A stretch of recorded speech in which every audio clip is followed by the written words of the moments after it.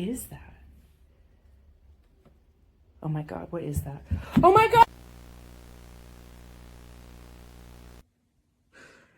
And if you found this recording, you have to share it, or it'll be after you too.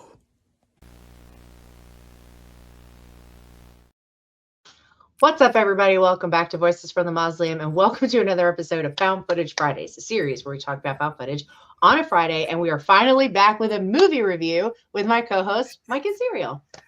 Hi, everyone. Happy Found Footage Fridays. Hope you're having a great Friday. Hope it's even better now that you're listening to us together again doing a review.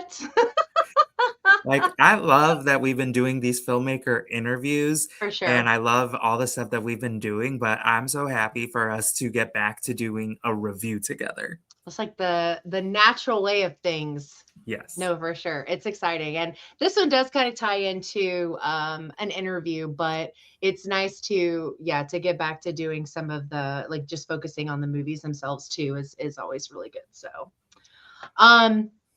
So last week, Mike got to talk to our friend Chris Vanderkay about an upcoming film he was involved in called Go to Sleep. It is a 2026 found footage movie, and it is a found original. It's either an exclusive or an original. I think it's an original because so when I was watching the other movie we're going to record after this, it was the only ad I kept getting was Go to Sleep. And it played like 2 in a row, right? It would play 2 in a row. Yeah. So the short synopsis of this is: a recently separated man, newly living alone, discovers that he's sleepwalking at night, and as he records his activities, he discovers questionable behaviors in the presence of a mysterious figure. So this is directed, and the other writer on this is Steven Espinoza, and then Chris Vanderkay is the star and a co-writer on the project. And I will do my best to remember to put the link to the other one in the cloud somewhere up there. I always forget to do that. But so if you want to learn more about the film and that conversation, check out Mike's conversation with Chris from last week. But yeah, so we love Chris. Yes, he is a friend of the channel. Like I mentioned in the interview with him, he's been here so many times, and he's welcome whenever he wants. Yeah, permanent spot for sure. Open invitation. So there. Oh, and then what was the found TV thing you wanted to say too about? Oh, yes. Oh, so because this is a found original, it does premiere this Friday, June 5th.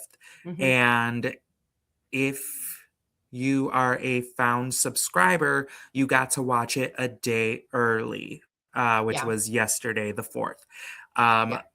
So just so you guys know, for Found TV, if you are subscribed, you get to watch the exclusives and the originals a day early on the Thursday before premiere. I feel like I should have known that, but I don't think I did. Or if I did, I forgot. It's really relatively new. Oh, okay. And if you've already been contemplating it and you want to get 10% off, you can do that for annual subscription using keyword voices. Yes. Okay, so all right, let's get into Go to Sleep. So this is a premiere kind of review that we're doing. The movie is being released the same week that we are recording this, and the release of this video is going to go out. So we're going to do it in a format we've done before, where this so by the time you're watching this part, it'll be out on Tuesday prior to, but we're going to do no spoilers. And then on Friday, the full release with the no spoilers as well will be released on as like the whole episode, so you can see everything, spoilers included. And don't fret, we always separate with a little banner, so not a huge deal. If you're like, oh my God, this isn't the Tuesday episode, don't panic, we got you. So let's jump into Go to Sleep. Unspoiled thoughts. Unspoiled thoughts for me. I really like this. And again, I am a fan of everything that Chris does. Him as an actor, he's very captivating. He is captivating. I could not agree more. I told him, I was like, you are really good at what you do, like even as a director and a writer and all that. But as an actor, you always capture all of my engagement. especially because like this is now the second movie that we've seen of his, plus the TV show that he was Yeah, doing where the series. it's Yeah, mostly him. Like 80% of his or all of his projects, 80% of it is just you're him looking at Chris. solo. Yeah, yeah, And so for you to do that and keep my attention, you're just really good at what you do. Um, yeah. I wanted to start there. I will say because of stuff like that, and the fact that it's single location, Yep. uh, and the subject matter, I won't lie and say that there aren't parts that do kind of feel a little bit longer. Hmm.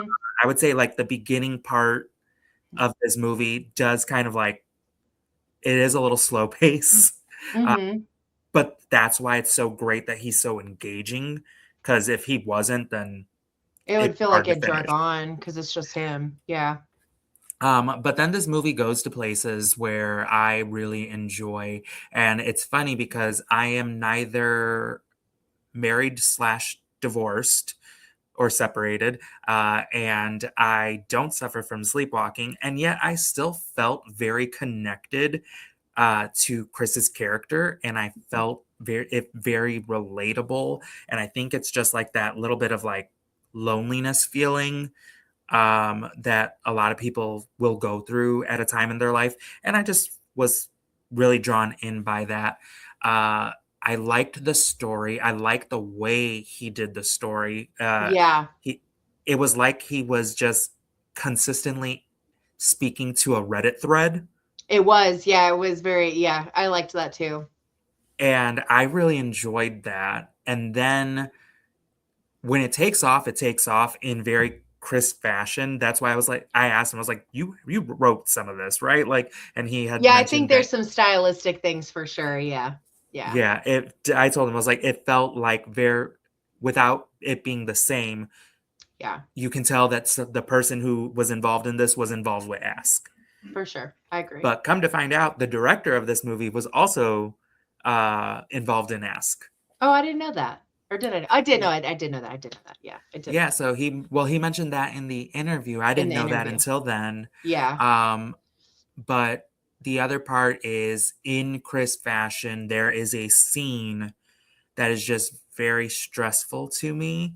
And I like that I went through very varied emotions throughout this movie. So I had a really good time with this. I do think, even though it's a shorter movie, again, because you were really only dealing with one person, majority of this movie. Yeah, the whole thing. Hmm. Um, there are times where the pacing is slightly an issue, but it's not awful. Right. But it can get there. Yeah. Yeah. So I also think Chris is great on the acting front of things. I mean, his ability to tell stories, even when he's on here, I think is just very like engaging. It's very like, you want to hear more about whatever it is, that he's talking about. Yeah, I like anything that deals with sleep. I feel like it's such an under developed idea in horror because you've got sleepwalking is definitely creepy. I had a sister that sleepwalked when she was a child and she used to say the craziest shit. And she'd like come and lean over you like while you were sleeping. Like that was horrifying. So that like anything with like sleep paralysis, I'm dying for something good to be done with that. And things of like that kind of nature, I think are really interesting because there's so much about sleep and stuff that we just don't know. So it's always cool to see that in horror. Chris is great. I think that I don't know, did I maybe you guys talked about this. I'm trying to remember that the house that this takes place in, is it not the same pool shot as from Ask? Is it the same? I don't think so, but I Oh, don't the know. pool. I saw the pool side out there. Anyway, I thought that was like, I was like, oh, he got like hooked up with the same people to like do this thing from their house. I think it had some interesting kind of bends because it leans into some AI stuff that I didn't expect it to. Not as form of filmmaking, but in the sense of like a conversation. Um, And because I definitely thought going into it, it was going to be something different. I thought it was going to be about something different. So I didn't expect that to kind of come into the conversation, but that was kind of neat to see. I mean, ultimately, I think for me, and I know that Steven is our director and our one of our writers, and this is definitely his movie. And Chris had a lot of parts to play as well, obviously. But I think because we've seen what Chris can do, the minimalistic style of filmmaking is something I would really, really like to see stretched. I mean, we've seen micro budget found footage movies really go ham on certain things, right? Or save all of their stuff for like this one thing. This is still very, very, very minimalistic. And it's not like a huge complaint. It doesn't like ruin the movie, but because there's such strong elements there, like the acting and the setup and the story and the idea of sleepwalking being this other thing, I think is like so good that I would have really liked it to be less minimalistic. I mean, I think realistically, that was really my only like thing as far as anything that could be considered slightly negative. Other than that, I think that Steven did a great job with the story. I think that Chris did a great job with his parts and his involvement. And, you know, we talk all the time about wanting new stuff in found footage, and this is different. It's kind of steps outside of the typical, you know, because in the beginning I thought it was going to be a paranormal something, you know, and then it goes in this one direction and then it goes in this direction, and so it was a very unique story to tell overall. So yeah, I mean, I obviously am a big fan of Chris's, so I'll continue to watch anything he's involved in, but I'm also really excited to see what Steven does for his next feature. Hopefully it'll be in found footage as well, and Me too. we'll see the growth and the change into like whatever, and it'll be really cool to see because we were kind of here at the beginning of it. So yeah. Agreed. Yeah. I think we'll probably end this part here. We'll save tapes for non-spoilers or for spoilers. Sorry Yeah. if you're watching this on Tuesday, but that's just how the cookie crumbles. So that's going to wrap up the non-spoiler part of this episode. After this, you have to wait until Friday to see the rest.